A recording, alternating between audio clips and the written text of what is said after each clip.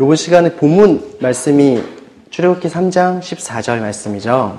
우리 같이 그 말씀 읽고 주님의 말씀 함께 나누기를 원합니다. 출애굽기 3장 14절 찾으셨으면 우리 한 목소리로 읽도록 하겠습니다. 하나님께서 모세에게 말씀하셨습니다. 나는 스스로 있는 자다. 너는 이스라엘 백성들에게 말하여라. 스스로 있는 자가 나를 너희에게 보냈다라고 말이다. 아멘. 예수님께서 사마리아라는 곳을 지나갈 때였어요. 우물가에 서서 그 뜨거운 정오에 누군가를 기다렸습니다. 그리고 한 여인이 나왔고 그 여인과 대화를 하면서 그 여인이 그 예수님께 예배가 어디서 드려야 되는지 이렇게 물어봤어요. 당시에 그 사마리아에 살던 사람들은 그리심산이라는 곳에서 예배를 했고요. 하나님께 제사를 했고요. 그 다음에 유대인들은 예루살렘에서 했습니다. 그에 따라서 예수님께 그 사마리아 사람이 물어봤어요. 그리심산이 맞습니까? 아니면 예루살렘입니까? 이렇게 물어봤을 때 예수님께서 이렇게 이야기합니다. 너희는 알지 못하는 것을 예배하고 있다 라고 말씀하셨습니다. 여러분, 우리가 지금 예배했잖아요. 찬양하고 뜨겁게. 여러분, 어떤 하나님을 예배하고 계십니까? 우리가 그 하나님을 잘 알고 있는지 한번 생각해 보는 시간이었으면 좋겠습니다. 여러분, 하나님은 계시나요? 네, 여기서 이렇게 질문할 게 아니죠. 여기 다 하나님 계시는 걸 아시니까. 근데 이제 그 하나님이 존재하시는가라는 그 이야기는 옛날부터 오랫동안 지속이 되어 왔습니다. 그래서 많은 사람들이 그 논증하고 설명하고 이성적으로 설득하고 선포하고 이렇게 했어요. 사람 안에 절대적으로 완전한 존재에 대한 인식이 있다라는 말이 있습니다. 그렇기 때문에 사람은 예전부터, 아주 옛날부터 신이라는 존재가 있음을 알고 있었고, 그 존재를 찾았다라고 하는 사실에 논증하여서 그 신이 바로 하나님이다 라고 이렇게 이야기를 하는 사람이 있습니다. 또 다른 주장은요, 모든 존재에는 원인이 있습니다. 자연이나 우주에도 원인이 있어요. 그 시작이 있다는 것입니다. 그 시작이 이 커다란, 이 거대한, 이 정말 표현할 수 없는 큰 우주의 원인이 될 수 있는 존재는 오직 하나님밖에 없다라고 논증을 하기도 했습니다. 또 어떤 사람은 이렇게 논증했어요. 자연 법칙이잖아요. 중력이라든가 비가 내리는 것이라든가 그런 자연 법칙이나 세상의 질서들, 어떤 기능이 발휘되도록 이 세상이 조화를 이루고 돌아가도록 창조하시고 붙들고 계시는 지적인 분이 있다. 어떤 설계자가 있다라는 이야기를 하면서 그분이 바로 하나님이시다라고 이렇게 이야기를 하십니다. 또 다른 논증은요, 우리의 마음을 기반으로 합니다. 여러분, 우리들의 마음에 이런 마음이 있습니다. 선과 악에 대한 구분이 있고 정의가 반드시 이루어져야 된다라는 마음을 모두들 가지고 있습니다. 그렇죠? 아니신 분 없죠? 네. 정의를 이루어지기를 바라는 사람들이 많습니다. 그래서 요새 이렇게 젊은 친구들이 정의를 부르짖으면서 같이 모여서 그 전쟁에서 핍박받는 그런 이제 아이들이나 이런 것에 대해서 시위하기도 하고 같이 이렇게 나아가잖아요. 그런 우리들의 마음에 그 성갑게 그 정의를 이루어주실 분이 우리는 다 못 이루니 누군가 절대적인 존재가 언젠가 오셔서 이룰 것이다. 그리고 그 기준을 주신 분, 그 완전하신 분이 존재하신다라고 이야기를 하는 논증이 있습니다. 근데 이렇게 이성적인 논증은 다 훌륭하고 또 그게 나쁜 건 아닌데 어떤 면에서는 완전하지 않고 어떤 면에서는 이제 어떤 반론도 모두 무마시켜 버릴 정도로 강력한 어떠한 설득력을 가지고 있지는 않습니다. 그래서 또 안타깝게도 죄 가운데 있는 하나님과 원수된 사람들은 이러한 논쟁, 하나님이 존재하시는가라는 논쟁에 대한 목적 자체가 하나님이 정말 계시는가의 증거 수집이 아니라 그것을 증거를 확인하고자 하는 것이 아니라 하나님이 안 계신다, 부정하고자 하는 의도가 있기 때문에 그분들이 논리적으로, 언어적으로 이겼다고 해도 그분들이 하나님 앞에 돌이켜서 믿음을 가질 가능성은 매우 적습니다. 그렇지 않습니까? 그 믿지 않는 친구들이랑 이렇게 이야기를 하고 논쟁을 하다 보면 가끔 우리가 뭐 이렇게 논리적으로 질 때도 있는데 논리적으로 우리가 이렇게 설득을 할 수도 있어요. 하지만 믿음이 생기지 않는 것을 봤을 때 좀 의아했을 때 좀 있지 않습니까? 하나님의 존재하심과 하나님의 구원에 이르게 하는 것, 그죠? 믿음을 세우는 일은 오직 하나님께서만 가능하시고 하나님께서 우리에게 주신 자신을 알리신 책, 이 계시된 성경을 통해서만 가능합니다. 그러면 성경에서는 하나님에 대해서 뭐라고 말하고 있을까요? 우리가 그분을 알아야 그분을 잘 예배할 수 있잖아요. 그분을 알아야 그분과 잘 관계를 유지할 수 있습니다. 성경에서는 하나님을 뭐라고 합니까? 우리의 기준은 바로 이 성경이 될 텐데요. 근데 성경에서는 하나님이 이렇기 때문에 존재하시는 것이다. 성경에서는 하나님께서 이러 하니까 하나님이 계시는 것이다 라고 말하지 않습니다. 단순하게 하나님이 존재하시는 것을 전제로 선언하면서 시작합니다. 창세기 1장 1절, 우리 성경의 시작은 이렇게 되어 있죠. 하나님께서 태초에 하늘과 땅을 창조하셨습니다. 그렇죠? 하나님이 원래 계셨어 이런 얘기도 없습니다. 그냥 하나님께서 창조하셨습니다 이러고 시작합니다. 요한복음 1장 1절에도 태초에 라는 말이 시작이 되는데 태초에 말씀이 계셨습니다. 그 말씀은 하나님과 함께 계셨고 그 말씀은 하나님이셨습니다. 그렇죠? 모든 것이 생기기 전 하나님께서 이미 존재하셨고 하나님께서 이 세상의 모든 것을 창조했다고 말씀하고 계십니다. 이 사실은 제가 믿거나 믿지 않거나 사실이에요. 누군가가 거짓말이야, 말도 안 되는 소리 하고 있네 해도 사실은 사실이에요. 진실은 어떠한 사람의 말이나 어떠한 상황에서도 어떠한 반박에서도 진실은 진실입니다. 하나님 존재하시는 것은 사실입니다. 고린도전서 8장 6절에 이렇게 말씀하고 있습니다. 우리에게는 오직 한 하나님 곧 아버지가 계실 뿐입니다. 만물이 그분으로부터 왔고 우리도 그분을 위해 있습니다. 또 한 분이신 주 예수 그리스도가 계시니 만물이 그분으로 인해 존재하시고 우리도 그분으로 인해 살아갑니다. 라고 사도 바울이 이야기를 하고 있습니다. 오직 한 하나님 곧 아버지가 계실 뿐이며 모든 만물이 그분으로부터 왔습니다. 이렇게 하나님께서 존재하시고 우리는 모두 다 하나님으로부터 왔습니다. 모든 것을 창조하시고 모든 것의 시작이 되시고 모든 것의 원인이 되시는 분이 바로 하나님이십니다.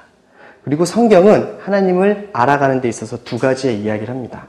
여러분, 인간이 하나님을 알 수 있습니까? 라는 질문에 대해서 말입니다. 여러분 어떻게 생각하세요? 우리가 하나님을 알 수 있을까요? 지난주에 알 수 있다 그랬는데 또 무슨 소리지? 이럴 수도 있죠. 네.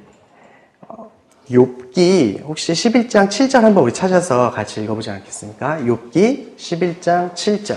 자네가 아무리 연구해도 하나님을 알아낼 수 있겠는가? 자네가 전능하신 분을 완전히 찾아낼 수 있겠는가?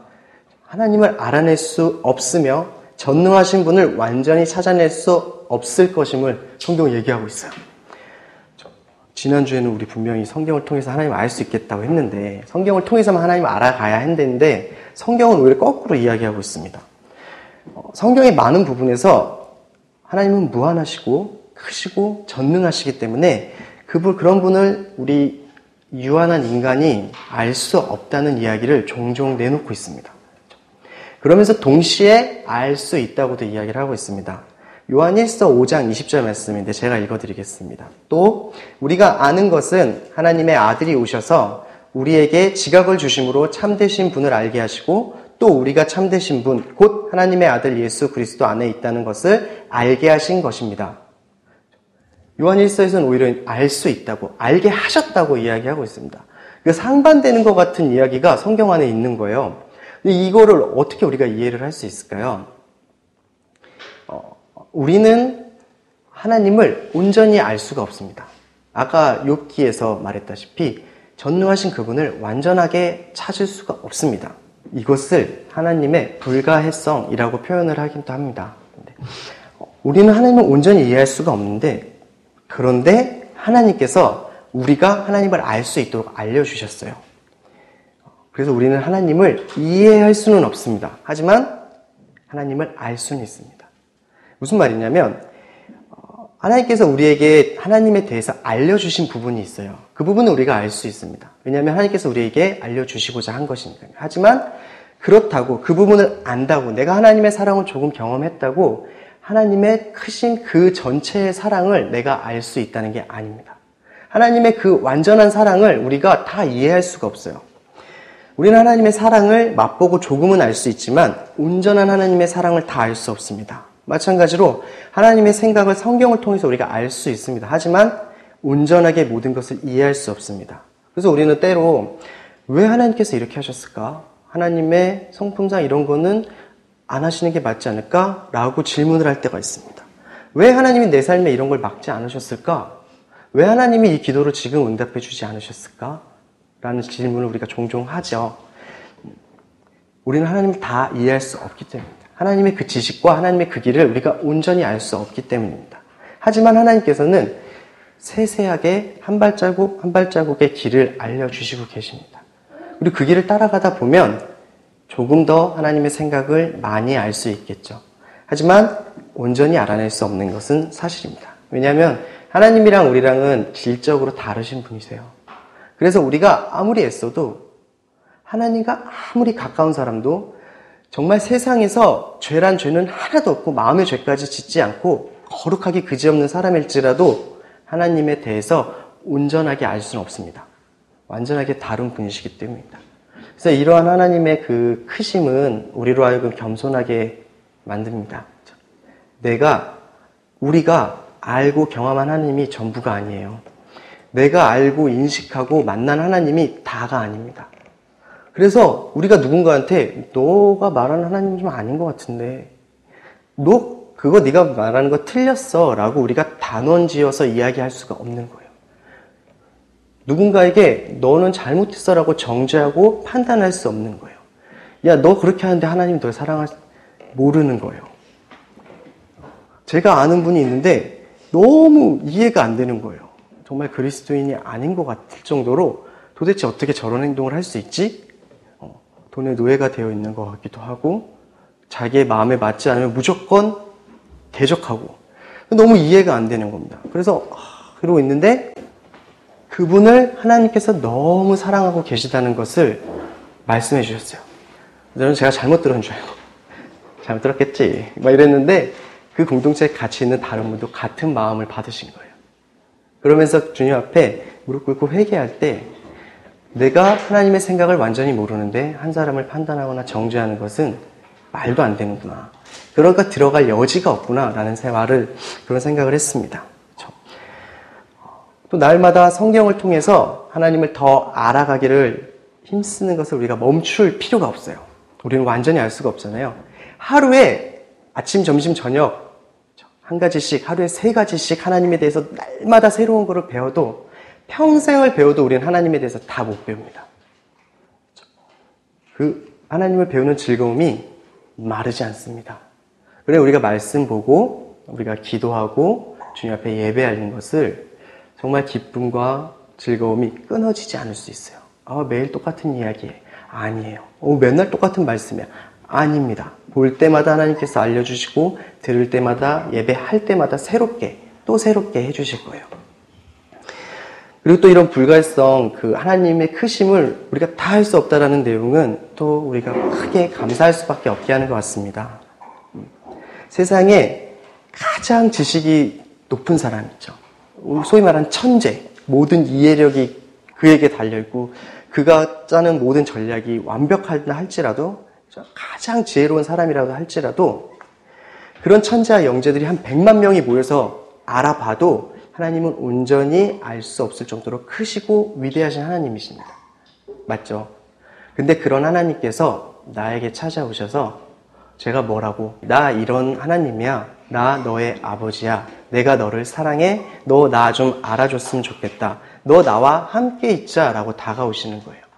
그 크신 분이 그럴 이유도 없고 그럴 필요도 없는 그분이 나를 선택해서 여러분 한 명 한 명을 선택해서 직접 다가오셔서 너 나를 좀 알았으면 좋겠다. 내가 너한테 나를 알려줄게. 너 나랑 같이 있자. 나 너랑 함께 있고 싶다.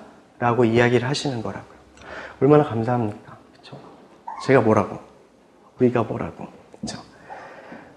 이렇게 감사와 그 겸손의 마음을 가지고 또 주님을 더 많이 알아가는 시간을 가지기를 소원합니다. 그쵸? 우리의 마음에 하나님을 더 알아가고자 하는 마음과 그 열망이 성령님께서 도우시고 끊어지지 않기를 축복합니다. 성경에서 또 말하는 하나님은 어떤 분이실까요? 하나님은 무한하고 불변하고 영원하신 하나님이십니다. 이 말을 다시 말하면 하나님께서는 완전하셔서 부족함이 없으세요. 그리고 완전하시기 때문에 변하지 않으세요. 그리고 그러한 완전과 불변함에 있어서 시작과 끝이 없는 영원하신 분이십니다. 이 무한하다라는 말을 혹시 생각해 본 적 있나요? 무한함. 우리 무한함 하면 뭔가 끝없이 많은, 그렇죠? 어떤 양적으로 이렇게 돈이 무한히 있어. 그래서 막 퍼져도 나 더 많아. 막 이런 느낌인데, 하나님에 대해서 무한하다는 그 말은 양적인 무한함을 말하지 않고 질적인 무한함을 말하고 있습니다. 다른 말로 치면 완전하다라는 거예요. 어떠한 결핍도 없고 어떠한 부족함도 없고 어떠한 다른 필요가 있는 분이 아니시라는 거예요. 하나님 그 한 분으로 완전하시기 때문에 무언가에 의존하시거나 아니면 더 나아가서 무언가의 영향을 받으셔서 흔들리시거나 변하시거나 아니면 하나님께서 무엇으로부터 시작된 그런 것이 절대 아니라는 이야기입니다. 출애굽기 3장 14절에 이렇게 나와 있습니다. 오늘 우리 읽은 본문이죠.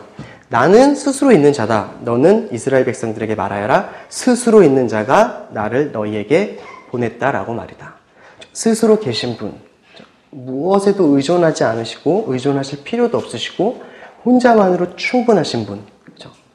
존재를 위해서, 살기를 위해서 정신적, 감정적, 이성적, 그렇죠? 우리가 누군가를 살다 보면 누군가의 위로가 필요해서 사람을 찾아가기도 하고, 우리 혼자 살 수 없기 때문에, 그렇죠? 누군가의 도움을 받기도 하고, 심지어는 그 다 빼고도 공기 없이는 살 수 없는 우리잖아요. 그렇죠? 무언가가 있지 않으면 살 수 없는 존재 자체가 불가능한 우리와 달리 아무것도 존재 않아도 아무것도 없어도 홀로 계실 수 있는 분이 하나님이시라는 거예요. 결국 하나님께서 다른 거 필요 없이 하나님 자체로 완전하시다는 것을 의미하는 말이 그 무한하다라는 말입니다. 그리고 또 하나님께서는 영원하세요. 시간의 제약을 받지 않으십니다.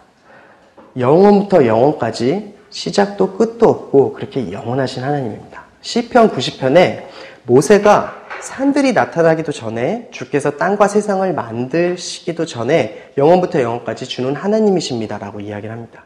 모든 창조가 있기 전부터 아무것도 없던 그때부터 하나님은 하나님이셨고 그때부터 하나님은 주인이셨습니다. 그것을 선포하고 있습니다. 아무것도 없을 때도 하나님은 존재하셨고 이 세상의 모든 것이 하나님으로부터 시작되었음을 이야기하고 있습니다. 만약 세상의 모든 것이 사라진다면 그래도 하나님만은 존재하실 거예요. 근데 하나님이 만약에 이런 말 해도 될지 모르겠지만 안 계신다면 이 세상은 아무것도 없을 겁니다. 하나님이 계시면 이 세상이 있지만 하나님이 안 계시면 이 세상은 없는 거랑 똑같습니다. 그리고 그분은 공간적으로 제약을 받지 않으십니다. 무한하다는 건 한계가 없다는 의미예요. 그래서 공간적으로도 제약을 받지 않으십니다. 이 이야기를 하려면 우리가 하나님이 어떤 분이신지 하나 더 이야기를 해야 됩니다. 아까 우리 나눈 사마리아 여인과의 대화 기억나시나요? 그러고 나서 예수님께서 사마리아 여인에게 이 이야기를 하죠. 하나님께서는 영이시다. 그러므로 예배하는 자는 영과 진리로 예배할지이다. 하나님은 영이십니다. 그렇죠? 예수님께서 하나님께 대해서 말씀하신 것 중에 영이라는 이 표현은 하나님은 영이시기 때문에 물질에 속한 특성이 하나도 없습니다. 우리의 인간적인 감각 있죠. 눈으로 보고 귀로 듣고 만지고 이런 그 육신적인 감각으로는 하나님을 만날 수가 없습니다. 인지할 수가 없어요. 그분은 영이시기 때문입니다. 근데 우리 가끔 그런 얘기 듣지 않나요? 나는 환상에서 그 환상을 보여주셨는데 거기서 하나님을 뵈었어. 내가 예배 중에 하나님을 뵀어.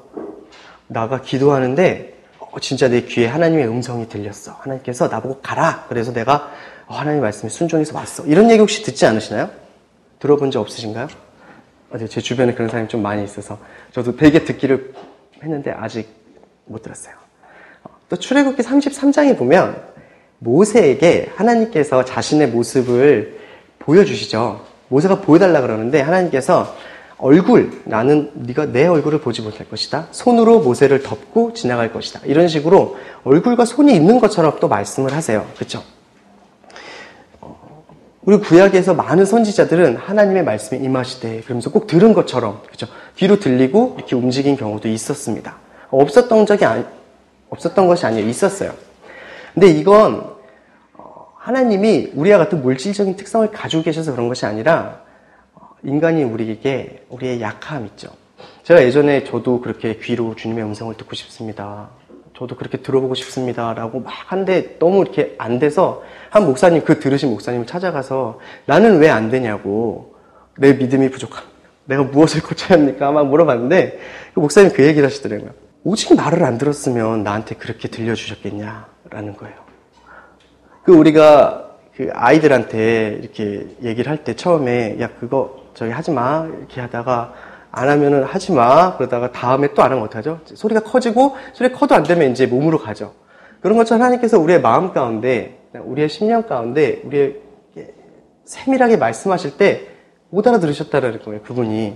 그래서 못 알아듣고 계속 가니까 또 조금 더 다른 표지 또 사람을 통해서도 말씀해 주시고 알려주시고 했는데도 또 본인이 못 알아들으셨대요. 결국 끝까지 못 알아듣다가 이렇게 정말 엇나갈 것 같아서 하나님이 너무 급해서 귀에다 대고 소리 지른 것 같다라고 그렇게 이야기를 하시더라고요. 하나님께서 연약한 우리를 위해서 정말 그냥 내버려 둘 수 없는 급박한 상황까지 몰려서 어쩔 수 없이 우리를 돕기 위해서 그러한 모습으로 말씀을 하신 것이에요.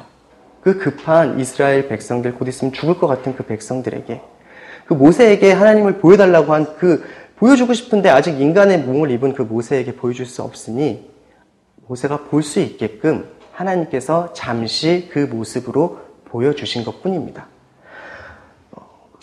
그래서 항상 하나님께서 또 동일한 방법으로 일하시지 않으시고 때에 따라 그러한 모습으로 드러냈다 할지라도 하나님의 본질이 아닌 것이에요.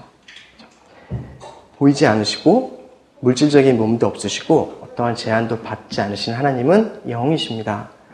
그래서 하나님이 공간적인 제약도 받지 않으십니다. 하나님께서는 모든 공간을 초월하시고요. 공간 안에 존재하시지 않으세요. 공간으로 이렇게 하나님을 붙잡아 놓을 수가 없어요. 그리고 공간에 한계에 매이지 않아요. 그래서 그런 동시에 하나님께서는 모든 공간을 또 채우고 계십니다. 이게 말이 되게 어렵죠. 우리 예레미야의 말씀 23장 23절에서 24절 말씀입니다. 여호와의 말이다. 내가 가까운 데 있는 하나님이고 멀리 떨어져 있는 하나님은 아니냐. 여호와의 말이다. 내가 볼 수 없도록 어느 누가 은밀한 곳에 숨을 수 있느냐. 여호와의 말이다. 내가 하늘과 땅에 충만하지 않겠느냐. 하늘과 땅에 충만하십니다. 가까이도 계시고 멀리도 계십니다. 시편 139편에 하나님에 대해서 다윗이 잘 고백해 놨습니다. 나중에 기회가 되실 때, 시간이 되실 때 이번 주간에 시편 139편을 이렇게 찬찬히 보는 것도 참 좋을 것 같습니다.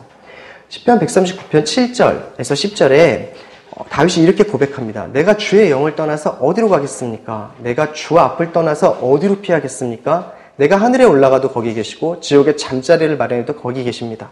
내가 새벽 날개를 타고 바다 저 끝에 내려앉아도 어디에서든 주의 손이 나를 인도하시며 주의 오른손으로 나를 꼭 붙드실 것입니다. 우리가 어디에 있든지 어디에 가든지 하나님이 그곳에 계십니다.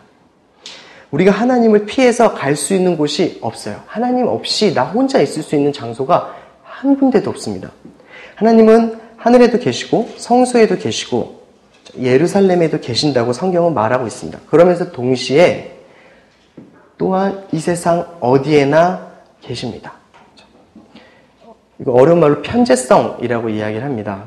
어디에나 계신다는 것, 모든 공간을 채운다는 말은, 근데 여기서 우리가 오해하지 말아야 될 것이 하나님이 어디에 계시고 모든 곳에 계신다고 해서 어떤 부분에 하나님의 파편이라고 표현하기도 하고 힘 아니면 하나님의 생각이나 정신적인 에너지 뭐 이런 것이 있다는 게 아니라 어디든지 하나님 그분 전 인격, 저로 치면 이렇게 생각하고 감정하고 느끼고 하는 저 자체가 여기 있잖아요. 그것처럼 하나님의 전 존재가 어디든지 계시다는 거예요. 우리가 어디에 있든지 무엇을 하든지 그곳에 함께 계십니다. 혼자인 듯 아무도 없는 듯 자기 혼자 모든 것을 감당하는 것 같은 상황에서도 하나님께서는 함께 계시고 모든 것을 알고 계시고 또 함께 짐을 지고 계십니다. 반대로 아무도 없는 곳, 그렇죠? 나만 알고 있는 곳, 그곳에 가면 나밖에 없어요. 자신만의 공간이 있습니다. 자기 방이 될 수도 있고 아무도 없는 밤, 진짜 깜깜한 밤이 될 수도 있고 그곳에서 죄악을 저지르는 곳이 내게 있습니까? 이곳은 하나님이 안 계실 거야 라는 생각을 은연중에 하고 있는 곳이 있습니까? 사람이 보이지 않는 곳, 하지만 그곳에 하나님 계십니다. 아무도 모르는 나의 장소, 나만 존재한다고 생각되는 그곳에도 하나님 계십니다. 우리의 마음 안에도 계십니다. 그래서 주님께서는 우리의 모든 생각과 모든 마음을 다 아시고 모든 삶과 모든 행동을 다 아세요. 참 감사하면서도 두렵지 않을 수 없습니다. 그렇죠? 너무 감사하죠. 내가 무엇을 하든 어디에 있든 같이 계시고 힘이 되어주시고 붙들어 주시고. 근데 거꾸로 말하면 주님을 피해서 우리가 죄악을 저지를 때 옆에 계신 거예요. 우리의 죄악을 저지르는 모습을 이렇게 보고 계십니다. 아무데도 피할 곳이 없습니다. 그리고 내가 죄악을 지은 걸 알아요. 주님한테 혼나기 싫어서 어디로 도망간다고 할지라도 도망갈 곳이 없습니다. 그러니 만약에 주님께서 죄를 보여주신다면 무릎 꿇고 그 자리에서 회개하는 게 가장 빨라요. 그리고 주님은 벌을 주시려고 죄악을 드러내시는 것이 아니라 살리시기 위해서 죄악을 드러내시는 것입니다.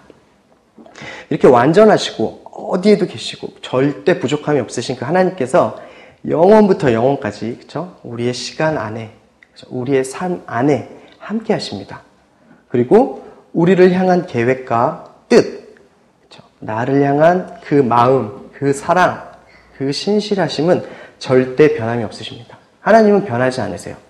완전하시기 때문에 무언가 첨가될 필요가 없습니다. 저는 불완전합니다. 따라서 무언가를 배우면 저는 변하게 돼 있어요. 저는 완전하지 않기 때문에 나쁜 걸 배우면 나쁘게 변하게 돼 있고요. 좋은 걸 배우면 좋은 방향으로 변하게 돼 있습니다. 인간은 다 변해요. 세상 만물은 다 변합니다. 피조물은 다 변해요. 하지만 하나님은 처음부터 완전하셨기 때문에 무언가를 더 배우시거나 무언가를 추가하거나 바꾸시거나 수정할 필요가 절대 없으세요. 그리고 하나님은 영원부터 영원까지 그대로 불변하시고 계십니다. 그래서 하나님 불변성이라고 표현을 하는데 야고보서 1장 17절에 야고보 사도가 잘 이렇게 표현했습니다. 그분에게는 변함도 회전하는 그림자도 없습니다. 말라기서 3장에서는 이렇게 표현합니다. 나 여호와는 변하지 않는다 라고 말씀하십니다. 변함도 없으시고 회전하는 그림자도 없으신 분, 하나님의 뜻과 마음 존재가 완전하시고 그렇기 때문에 그분은 또 영원하게 같으십니다. 근데 우리가 여기서 하나 생각해 볼 게 있어요. 이스라엘 백성들이 광야에서 모세가 하나님 만나러 시내산 올라갔을 때 밑에서 무슨 일을 했냐면 모세가 하도 안 내려놓으니까 금송아지를 만들어서 하나님이다 이러고 이제 축제를 벌이고 제사를 지낸단 말이에요. 그래서 하나님께서 진노하셔서 다 쓸어버리겠다고 이렇게 말씀하실 때 모세가 나서죠. 그래서 모세가 기도합니다. 하나님이 꺼낸 백성 용서하시고 이렇게 인도하시고 그들 같이 가셔야 됩니다. 그래서 하나님께서 마음을 돌이키셨어요. 마음을 돌이키셨어요. 하나님 마음을 바꾸셨습니다. 하나님 마음이 변했어요. 창세기에서 창세기 6장에 노아의 이야기가 나오기 전에 세상에 악이 너무나 가득 찼다고 그렇게 말씀하시면서 하나님께서 내가 사람을 만든 것을 후회한다 라고 고백하십니다. 하나님의 마음이 만드실 때 너무 좋았는데 이것들 보니까 괜히 만들었다 후회스러운 거예요. 하나님 마음이 변하셨습니다. 사울을 왕으로 삼았어요. 근데 사울이 하나님 말 너무 안 들었어요. 하지 말라는 거 하고 하라는 거 안 하고. 그래서 하나님께서 사울을 왕을 삼은 걸 후회하신다고 이야기를 하십니다. 성경에 하나님의 마음이 변한다는 부분이 몇 군데 나와요. 그죠? 하나님의 마음은 변합니까? 조금 전에는 안 변한다고 우리 같이 이야기했잖아요. 하나님의 마음 변할까요? 안 변할까요?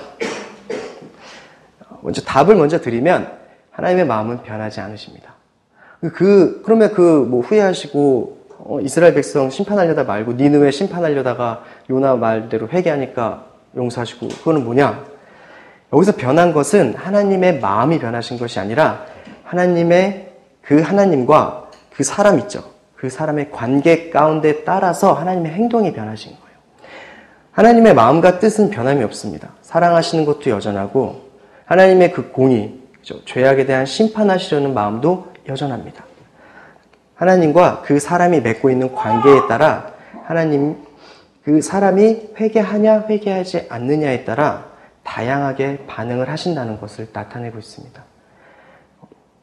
누가 저한테 얼마 전에 이런 질문을 하더라고요.